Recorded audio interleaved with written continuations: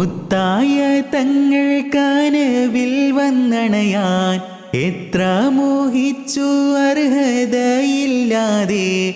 മുത്തായ തങ്ങൾ കനവിൽ വന്നണയാൻ എത്ര മോഹിച്ചു അർഹതയില്ലാതെ. ഭൂമിയിലെ സ്വർഗവും കണ്ടതേയില്ല.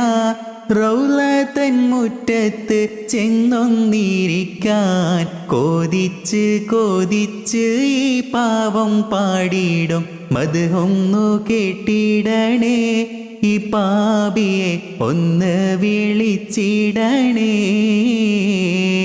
പണ്ടേ മുതൽക്കേ ഞാൻ കേൾക്കാറുണ്ടാ നാമം, സ്നേഹത്താൽ ഞാനെങ്ങും പാടിടും. അന്ന് മുതൽ തൊട്ടേ ഞാനും ആ നാമം മൊഴിയാറുണ്ടെന്നും പൂത്തിങ്കളേ.